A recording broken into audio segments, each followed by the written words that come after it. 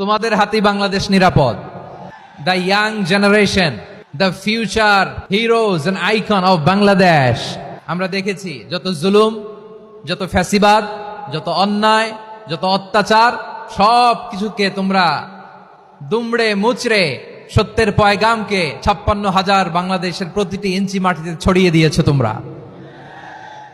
তোমাদের হাতে নিরাপদ এদেশের লাল সবুজের পতাকা। এজন্য তোমাদের কাঁধে অনেক দায়িত্ব। আবেগ আর বিবেকের সমন্বয়ে আমাদেরকে সামনে আগাতে হবে।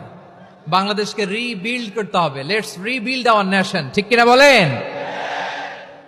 এজন্য পরিশ্রমী হইতে হবে, কেরিয়ার গঠন করতে হবে, দেশের জন্য কাজ করতে হবে। পরিশ্রমে লজ্জা নেই, লজ্জা অলসতায়, ঠিক কিনা?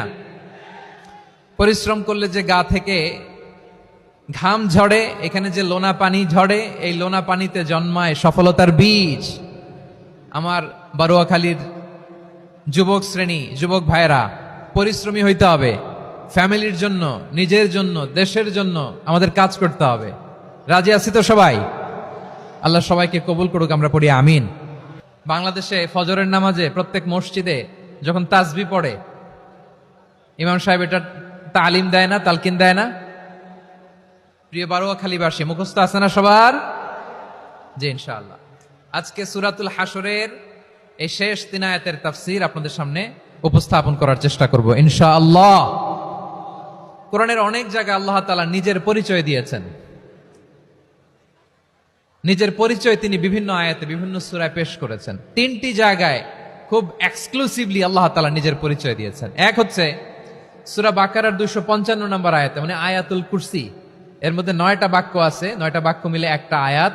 এই আয়াতে আল্লাহ তাআলা খুব চমৎকার ভঙ্গিমায়, চমৎকার ভাষা শৈলী ব্যবহার করে, খুব উচ্চাঙ্গের আরবি সাহিত্য দিয়ে একটি আয়াত নাজিল করেছেন। এই আয়াতটার নাম হচ্ছে আয়াতুল কুরসি। বিশ্বনবী বলেন, মান ক্বারা আয়াতুল কুরসি দুবুরা কুল্লি সালাতিন মাকতুবাতিন লাম ইয়ামনাহু মিন দুখুলিল জান্নাতি ইল্লাল মাউত।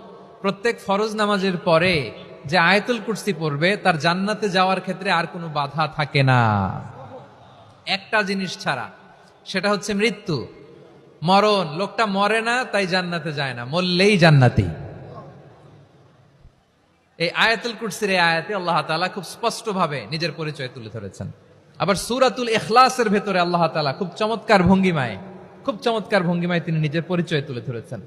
অনুরূপভাবে সূরা হাশরের শেষ 3 আয়াতেও আল্লাহ তাআলা খুব চমৎকার ভাবে নিজের পরিচয় তুলে ধরেছেন। আওয়াজ করে পড়ুন সুবহানাল্লাহ। আমরা সূরা হাশরের শেষ 3 আয়াতের তাফসীর আজকে আমরা শুনবো। আসুন আমরা আমাদের রবকে চিনে নেই।